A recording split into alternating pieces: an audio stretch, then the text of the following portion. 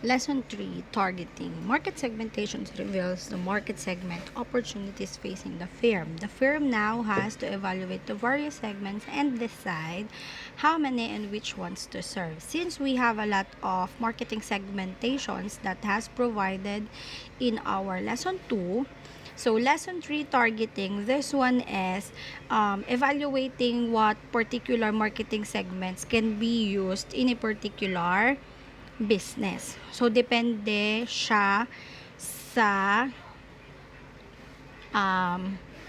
we have the segment size and growth, segment structural attractiveness, threat from the industry, kineme. Okay, so we have those.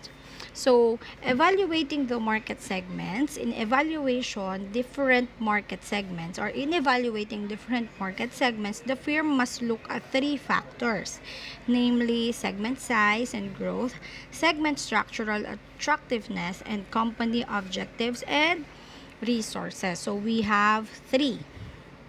First, segment size and growth. The first question that a company should ask is whether a potential segment has the right size and growth characteristics. Large companies prefer segments with large sales volumes and overlook small segments. Small companies in turn avoid large segments because they would require too many resources. Segment growth is a desirable characteristic since companies generally want growing sales and profit. So, segment size and growth. So, dinedepende ng marketing manager usually ang segments na gagamitin or segmenting na ginagamit for the business depende sa size and growth na segmentation. Kapag halimbawa medyo broad yung product, let's say, pag medyo broad yung product, tinitignan nila kung applicable ba na, let's say, i-segmented siya by its benefit or i-segment siya by the usage. Okay, so pag medyo madaming varieties. Minsan kasi may mga ganong product na masyadong maraming varieties. Okay, number 2, segment structural attractiveness. A segment might have desirable size and growth and still not be attractive from a profitability point of view. The 5 threats that a company might face are: threat from industry competitors. A segment is unattractive if it already contains numerous and aggressive competitors. This condition may lead to frequent price wars. So, this is all about the industry competitors. Kung halimbawa sa, let's say, Pure Gold and Save More. So, yan. So, sila yung active competitors that we have here in Tanay. So, hindi lang naman dito sa Tanay sila yung competitors. Pero, yun lang yung local example natin kasi siya yung nandito sa Tanay. Anyway, so, kapag ginamit natin yung segmentation, let's say, halimbawa, nagpunta tayo sa market, sa Save More. So, we can easily identify from the grocery stores which or where are the items, let's say, the beverages, the canned goods, okay, sa fruits and vegetables, 'di ba? Meron silang mga ano. So meron din na ganon yung Pure Gold. So segmented din yung mga products nila. So puro groceries 'yon, pero hiniwa-hiwalay pa rin nila depende sa klase ng produkto. Threats from potential entrants. Example, from new competitors who, if entered the segment at a later stage, bring in new capacity, substantial resources, and would soon steal a part of the market share. So, threats from potential entrants, ito yung mga usually bago sa industry or bago sa paningin ng customer. So, if you are going to notice, dito sa Tanay sa atin, kapag mayroong mga bagong open na business, sobrang patok. 'Di ba? Let's say, halimbawa, marami tayong milk tea shop dito. So, usually, ang mga tao, pag may bagong open or may bago silang nakita, parang dun sila nagpupuntahan, tinatry, tinatesting, ganito, ganyan. Okay? So, as a business owner or business manager, you can take that as an advantage to make your customer satisfied. Kasi syempre pag nag-try sila, kasi masasabi natin na meron na talaga silang paborito na milk tea, let's say ganon. So kapag ka natikman nila, tapos mas okay sa kanila yung bagong taste na in-offer mo, pwedeng malipat na sila sa'yo. So, yun naman yung threats para doon sa competitors mo. Kasi, di ba, ikaw yung bago. So, yun naman din yung threats doon sa competitor mo na datihan na. Okay. So, pwede nilang ma-steal yung kanilang customers. Next. Threat of substitute products. A segment is unattractive if there exists too many substitute products because it would result in brand switching, price wars, low profits, etc. This one is from, let's say, di ba nasa grocery stores tayo, tapos nagpunta tayo bibili tayo ng mga sabon.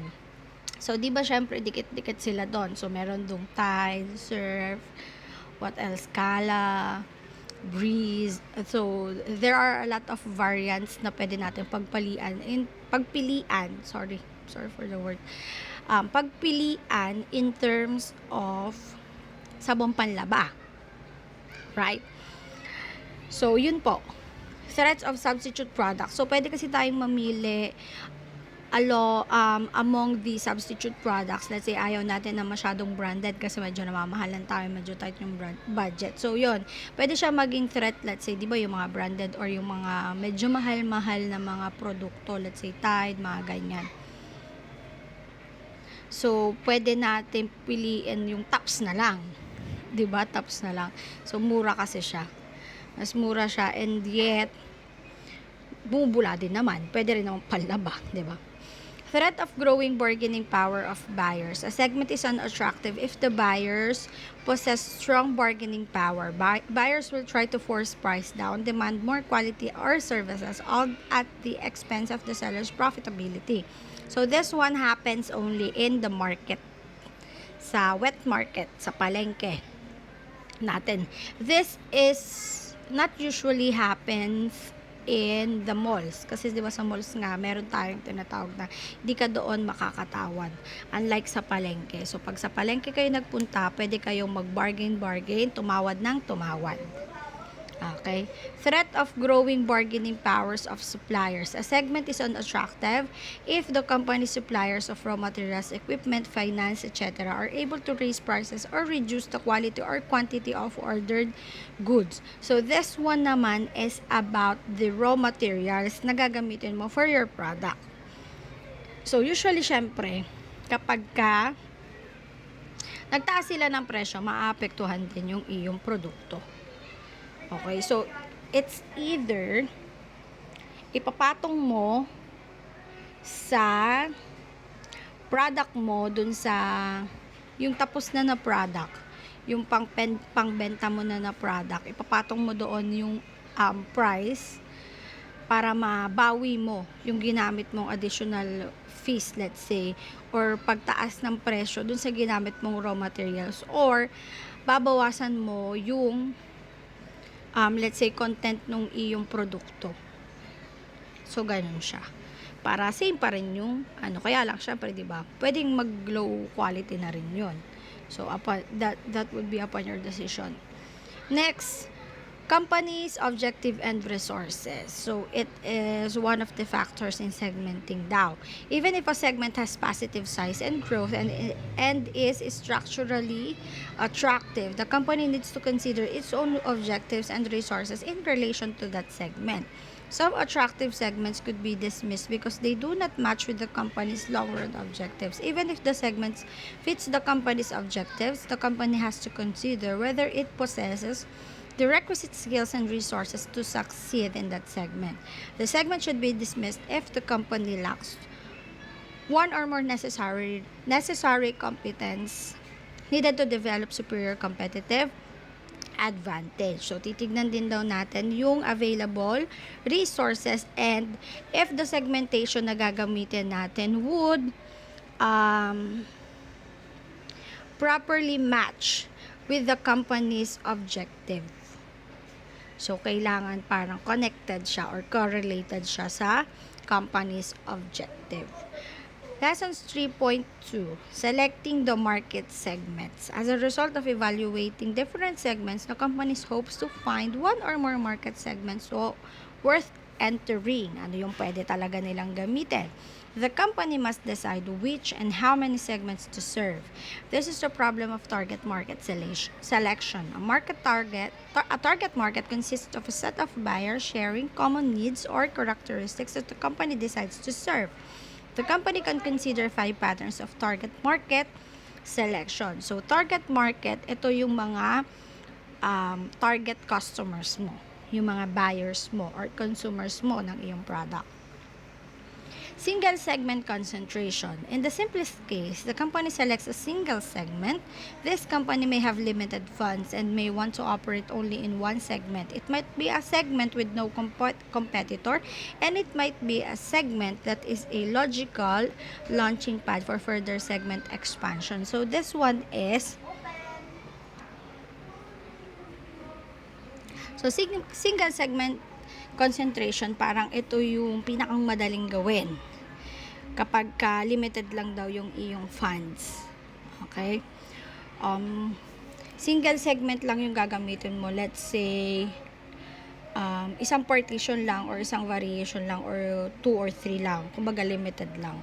Konti-konti lang. Selective specialization. Here a firm selects a number of segments, each of which is attractive and matches the firm's objectives and resources. This strategy of multi-segment coverage has the advantage over single segment coverage in terms of diversifying the firm risk. Even if one segment becomes unattractive, the firm can continue to earn money in other segments. So this one is more advantageous than the single segment coverage. Since ang single segment is usually isa lang yung ino-offer niyang segment. So, dito sa selective specialization, since meron siyang parang meron siyang pagpipilian. So, kapag yung isang segmentation na ginamit niya ay hindi daw masyado naging attractive sa customers. So, hindi siya naging mabenta masyado. So, pwedeng yung ibang segments na ginamit, yun yung pumatok. Okay? Product specialization. Here, the firm concentrates on marketing a certain product that it sells to several segments. Through these strategies, the firm builds a strong reputation in the specific product area. So, this one is the items are segmented in terms of the product itself. Market specialization. Here, the firm concentrates on serving many needs of a particular customer group.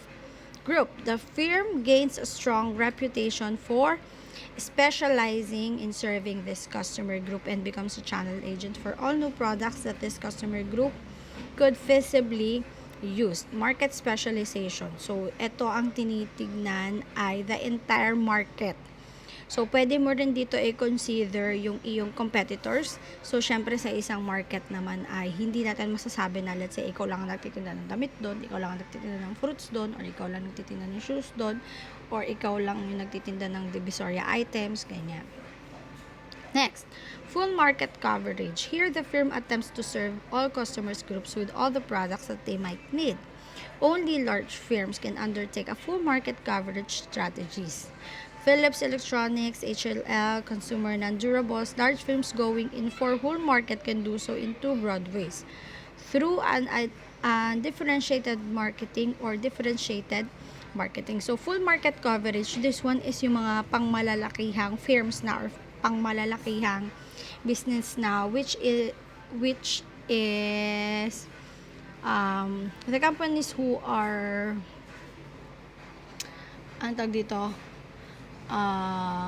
who are offering so much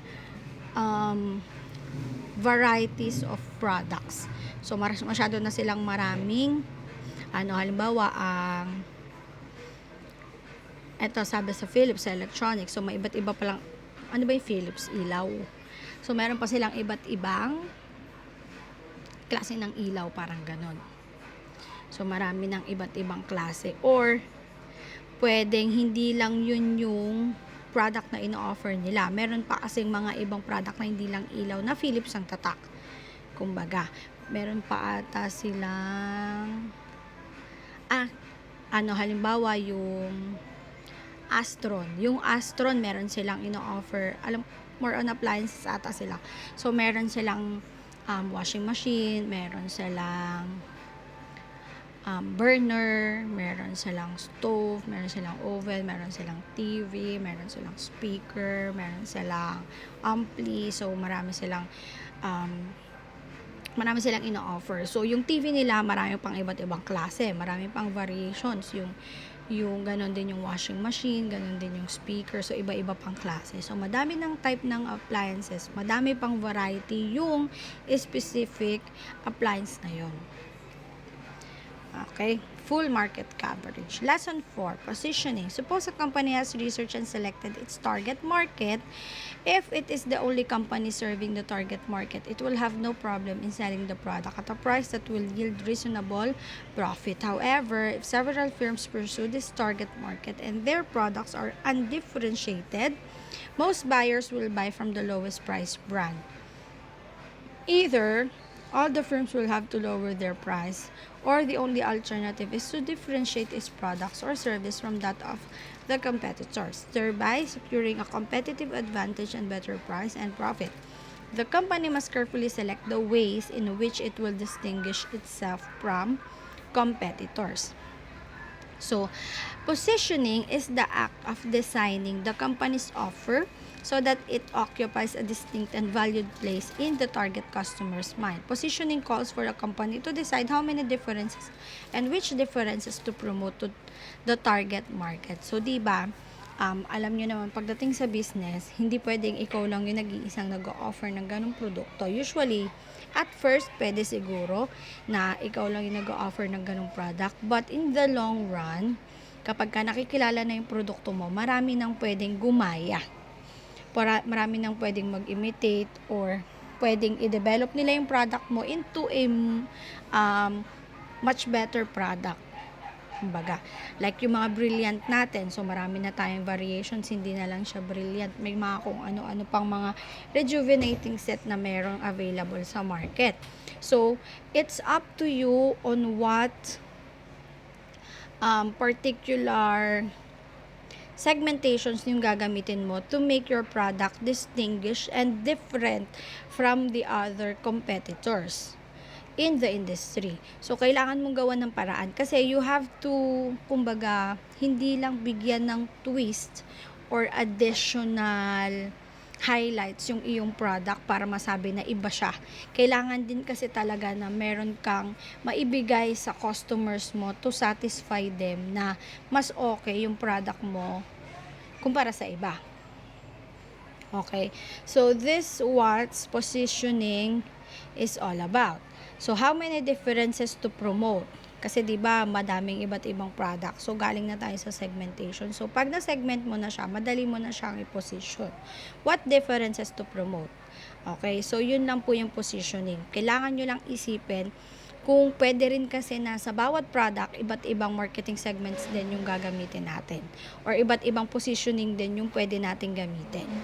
Depende sa product. So, kung paanong paraan natin siya magagawang mabenta sa market or sa iyong target customers. Lesson 5, marketing environment. A company's marketing environment consists of the factors and forces that affect the company's ability to develop and maintain successful transactions and relationships with its target customers. Every business enterprise is confronted with a set of internal factors and a set of external factors. The internal factors are generally regarded as controllable factors because the company has a fair amount of control over these factors. It can alter or modify such factors as its personnel, physical facilities, marketing mix, etc. to suit the environment. The external factors are by and large beyond the control of a company. The external environmental factors such as the economic factors, socio-cultural factors, government and legal factors, demographic factors, geophysical factors, etc. So, we have the microenvironment. The microenvironment consists of the actors in the company's immediate environment that affects the ability of the marketers to serve their customers. This includes the suppliers, marketing intermediaries, competitors, customers, and the publics. So, we have the suppliers. So, ito yung, syempre, pag suppliers, they are the ones who supply the inputs like raw materials and components to the company. Uncertainty regarding the supply or other supply constraints often compels companies to maintain high inventories, causing cost increases. It has been pointed out that the factories in India maintain indigenous stocks of 3 to 4 months and imported stocks of 9 months as against on the average of few hours to 2 weeks in Japan. It is very risky to depend on a single supplier because a strike, lockout, or any other production problem with that supplier may seriously affect the company. Hence, multiple sources of suppliers often help reduce such risk.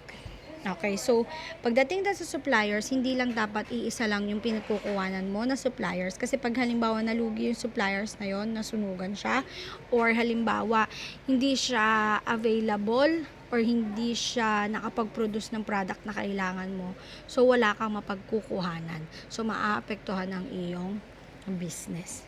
Next, customers.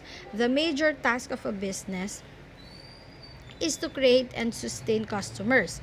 A business exists only because of its customers, and hence monitoring the customer sensitivity is a prerequisite for the business to succeed. A company may have different categories of consumers like individuals, households, industries, commercial establishments, governmental, and other institutions.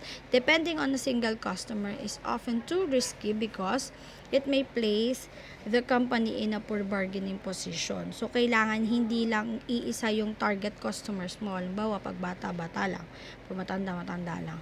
So, hindi mo dapat nililimit yung produkto mo sa isang single target consumer lang or target market lang. You have to make your product always available for everyone. Parang ganun. So, thus the choice of the customer segments should be made by considering a number of factors like relative profitability, dependability, growth prospects, demand stability, degree of competition, and etc.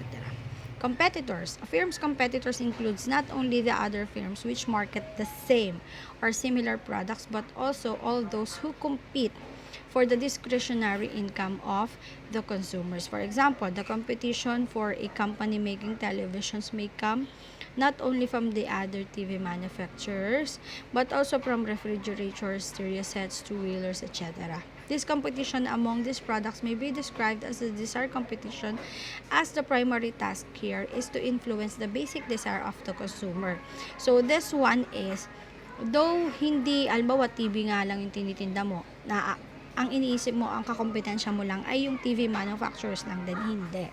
Kasi, pare-pareho silang appliances. So, ang pwede mo na lang gawin, halimbawa, undecided si customer kung ano bibili niya, TV ba or washing machine na lang. So, kailangan mong ipaglaban na TV yung bilhin niya. Okay, parang iaano mo na competitors mo din yung nagtitinda ng washing. Okay? Kasi pwedeng sabihin nila, ma'am, ito useful tong washing machine na to, wag gagamit nyo kasi sa paglalabas, sa pagganito, ganyan-ganyan. Yung television naman kasi, wala lang, sa panonood lang, ganyan. Okay? Diba? Pwede namang mabuhay ang tao na walang TV, pero pwede rin namang mabuhay ang tao na walang washing machine. So, nasa marketing strategy na yun nung salesperson nyo kung paano nila ma-market yun. Pero yun nga, the idea is, hindi porket TV yung tinitinda mo, ay yung nagtitinda lang din ng TV, yung kakompetensya mo. Kasi, pwedeng mamili lang siya, ano ba dito yung mas kailangan ko talaga? Ano ba dito yung mas gusto ko talaga? O ano ba dito yung magiging useful talaga para sa akin? So, yon in that terms, magkakompetensya kayo. Okay. Marketing intermediaries. The immediate environment of a company may consist of a number of marketing Marketing intermediaries, which are firms that aid the company in promoting, selling, and distributing its goods to final buyers. The marketing intermediaries include middlemen, such as agents and merchants who help the company find customers or close sales with them. Physical distribution firms, which assist the company in stocking and moving goods from their origin to their destination, such as warehouse and transportation firms. Marketing service agencies, which assist the company in targeting and promoting its products to the right market, such as advertising agencies, consulting firms, and finally financial intermediaries, which finance marketing activities and ensure business risk. Marketing intermediaries are vital link between the company and final consumers. A dislocation or disturbance of this link or a wrong choice of the link may cost the company very heavily. Link, this is not specifically link na ibinibigay through messenger or ano. Kung hindi, yung link na ibig sabihin, ito yung magiging tulay mo para yung iyong product ay maiparating mo sa iyong final consumers or final customers. Marketing intermediary. So, ano yung mga pinagdadaanan? So, from warehouse, and then itatransport yon papunta sa'yo, then gagawin mong, let's say, raw materials siya. So, from warehouse, then itatransport siya papunta sa iyong, let's say, production department, kung saan siya binubuo yung iyong product. And then, ibabiyahe mo na naman siya papunta sa iba't ibang branches ng iyong business para doon ibenta. Public. A company may encounter certain publics in its environment. A public is any group that has actual or potential interest or impact on an organization's ability to achieve its interest. Media, citizens, action publics, and local publics are some examples. Some companies are seriously affected by such publics. Example, one of the leading daily that was allegedly bent on bringing down the share price of the company by tarnishing its image. Many companies are also affected by local publics. Environmental pollution is an issue often taken upon by a number of local publics. Action by local publics on this issue has caused some companies to suspend operations and or take pollution control measures. However, it is wrong to think that all publics are threats to business. Some publics are opportunity for business. So, this one is yung public. Kasi di ba, halimbawa sa mga LGUs, kagaya ngayon during pandemic. So, usually, LGUs yung nagde-decide na, lockdown kayo dito sa ganitong barangay. So, pag nag-lockdown sila doon, apektado yung mga business doon kasi kailangan nilang magsarado. Let's say, may mga restaurants doon or kung ano mang business yun nandun. So, hindi sila pwede mag-operate. So, pwede rin sabihin na LGUs natin na sasara natin yung palengke ng 2 araw o ng 3 araw. So, syempre, yung mga business owners doon, yung may mga pwesto doon sa palengke, apektado sila. So, hindi naman daw sa lahat ng pagkakataon ay threat ang public o local public sa business. So, some publics are opportunity for business. Some businessmen regard consumerism as an opportunity for their business. The media public may be used to disseminate useful information. Similarly, fruitful symbiotic cooperation between a company and the local publics may be established for the benefit of the company and the local community. Lesson 5.2. The first one is the microenvironment. This one is the macro environment.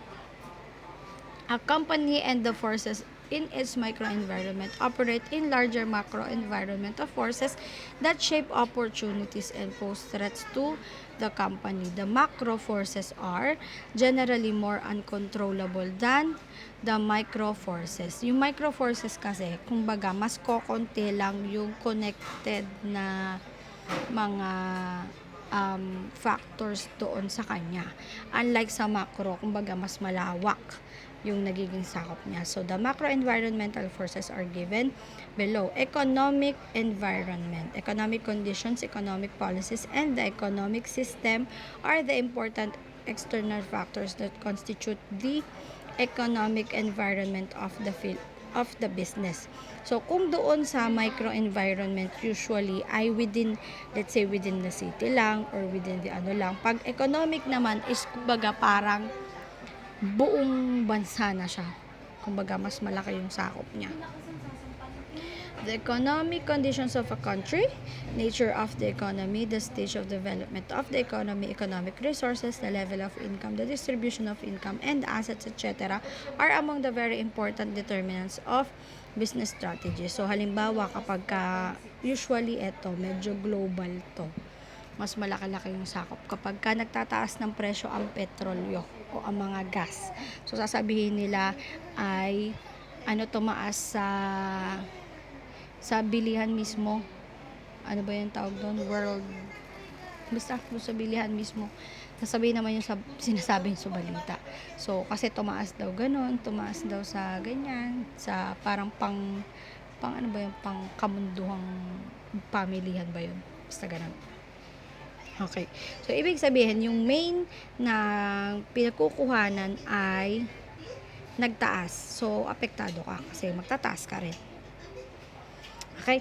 In a developing company, the low income may be the reason for the very low demand for a product. In countries where investment and income are steadily and rapidly rising, business prospects are generally bright and further investments are encouraged. So, syempre, pag okay ang ekonomiya, okay tayong mag-expand ng business. So, usually, kapag din okay ang ekonomiya, doon din nagte-take ng risk ang mga business owners para mag-expand ng kanilang business. So, halimbawa, okay ang ekonomiya and then medyo kulang ka sa funds. So, dahil okay ang ekonomiya, alam mo na hindi ka or maliit yung chance na malulugi ka. So, kung halimbawa man na mangungutang ka sa mga banks for additional funds dahil nga mag-expand ka, so, mataas yung chance na hindi ka malulugi at makabayad ka doon dahil nga mataas naman ang rate ng ekonomiya.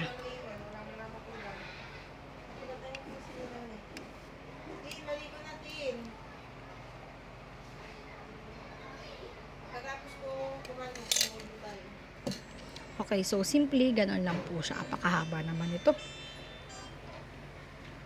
Political and government environment. Political and government environment has a close relationship with the economic system and economic policy. In most countries, there are a number of laws that regulate the conduct of the business. These laws cover such matters as standards of product, packaging, promotion, etc. In many countries, with a view to protecting consumers' interests, regulations have become stronger. So this one, pagdating sa mga formula milk. So before, yung dati pa, yung mga formula milk, hindi nakalagay doon na hindi siya magandang alternative or is not an alternative for breast milk kasi wala talagang papantay sa breast milk. Okay, so nung later on, nung siguro mga during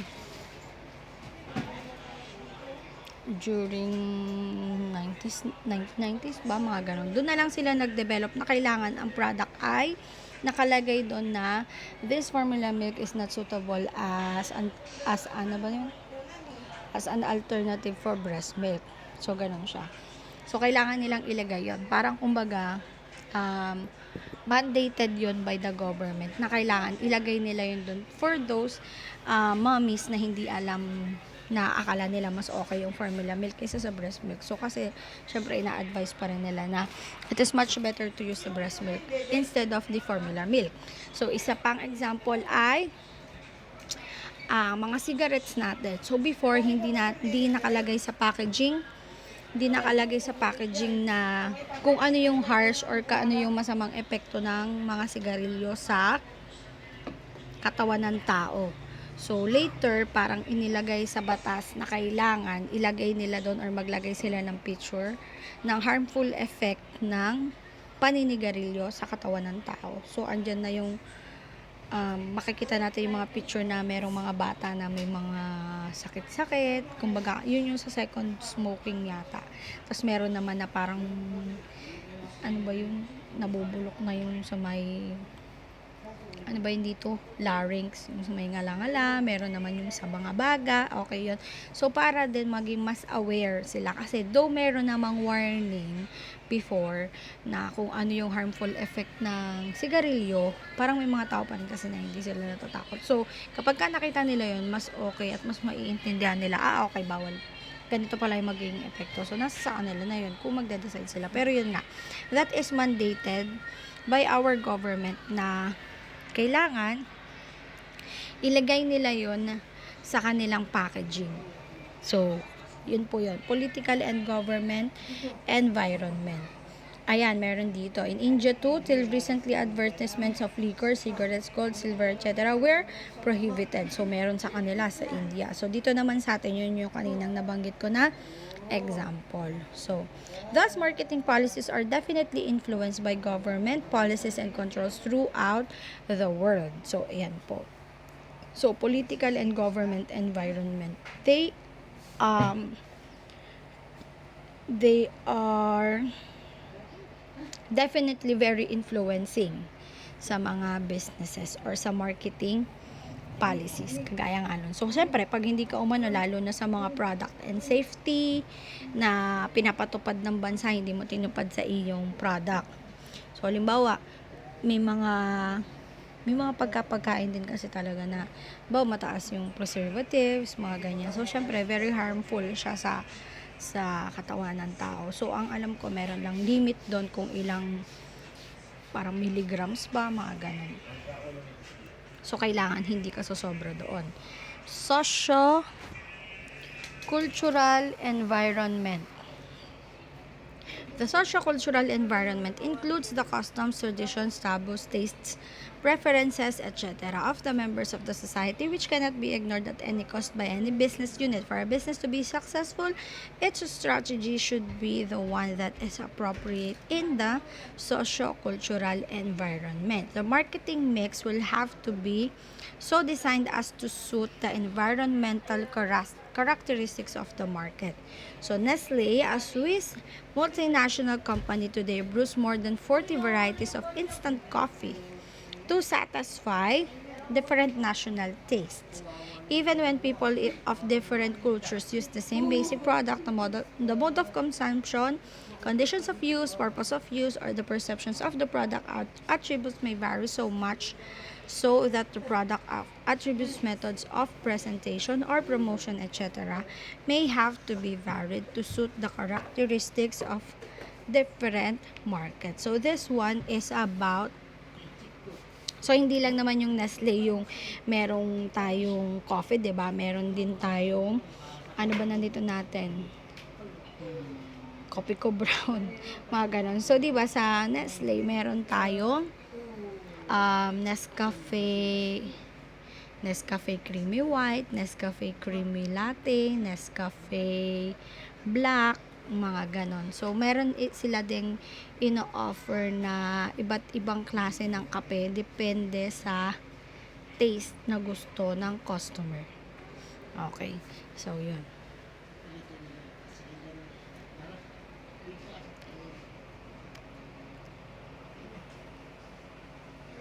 The differences in language sometimes pose a serious challenge and even necessitate a change in the brand name. The values and beliefs associated with color vary significantly across different cultures. Example, white is a color which indicates death and mourning in countries like China, Korea, and India, but in many countries it is a color of expressing happiness and often used as a wedding dress color.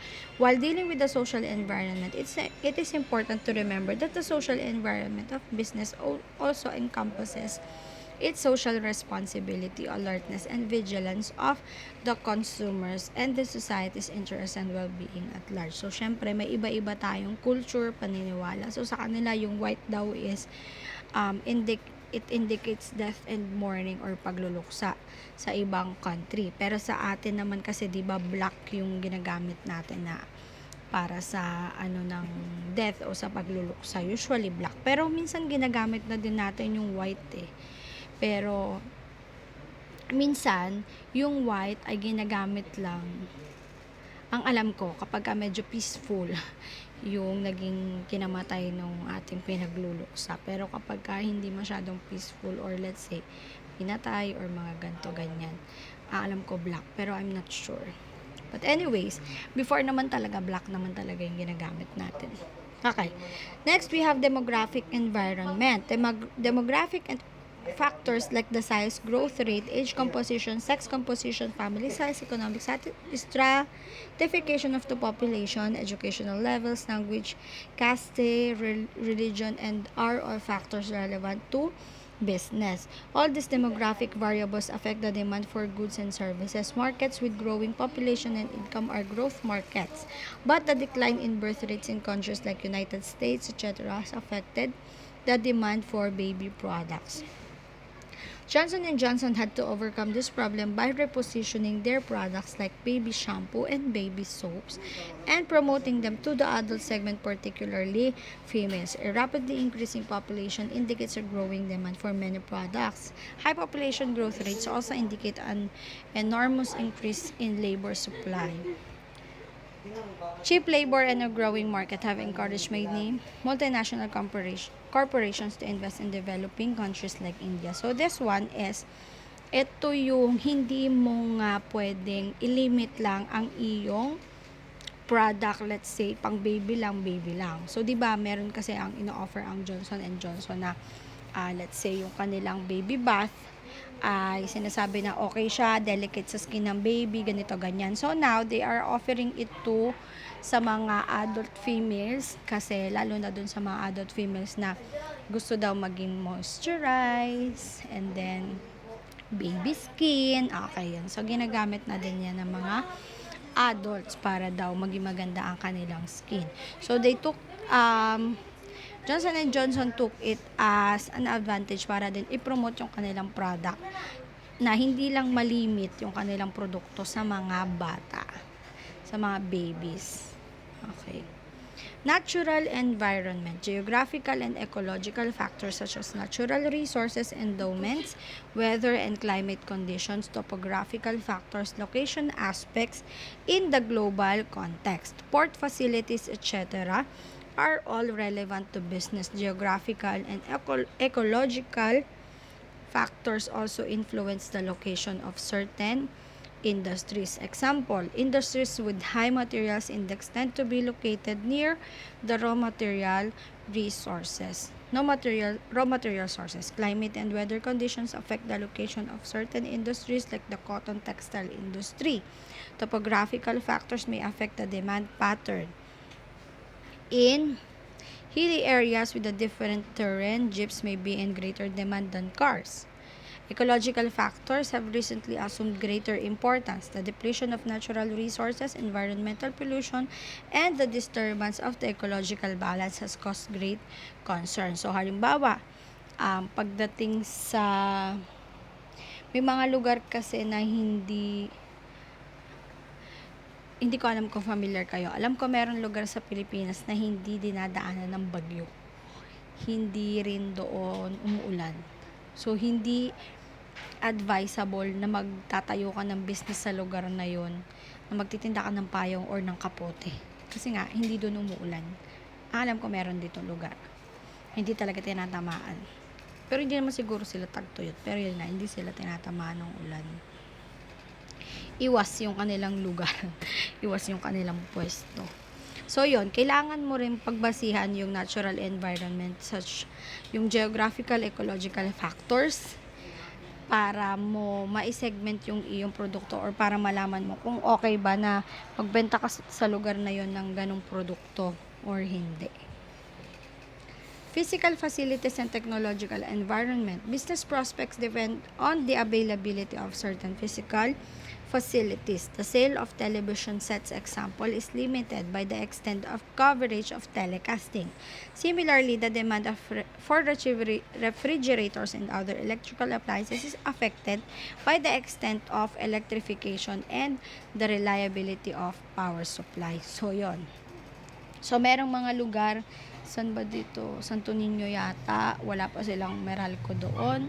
So, usually, ang mga tao doon, ang ginagamit nila ay solar power, generators, etc. Mga ganun. So, yun lang yung kanilang sources ng kanilang power supply. So, hindi lahat doon ay merong generators. Hindi lahat ay kayang ma-afford yung solar. So, hindi advisable na magtitinda ka doon ng any electric appliances. So, pwede maapektuhan ang iyong benta kapag ganun. So, syempre, halimbawa, 2-3 bahay lang yung may kuryente. So, paano ka makakapenta doon ng mga appliances mo? Diba? International environment. The international environment is very important from the point of view of certain categories of business. It is particularly important for industries directly depending on exports or imports. Example, a recession in foreign markets or the adoption of protectionist policies may help the export-oriented industry. Similarly, liberalizations of imports may help some industries which use imported items but may adversely affect import competing industry. Similarly, international bodies like WTO, IMF, WHO, ILO, etc. have had a major impact on influencing the policies and trade of many countries, especially India. So, ito yun, halimbawa, pagdating sa mga international brands ng mga gamot or mga iba't ibang products. So, yun. Pwede rin siyang makaapekto. Kasi, di ba, halimbawa, yung merong mga international brands ng chocolates. Pero, ang Philippines naman, meron din, kumbaga, local brand ng chocolate. So, pagka kasi, import tayo ng import ng products galing sa ibang bansa, pwede kasing maapektuhan nun yung kita or benta ng ating local goods na dito talaga. Kaya nga 'di ba meron tayong kasabihan na tangkilikin ang sariling atin. So yun po siya. So we are now at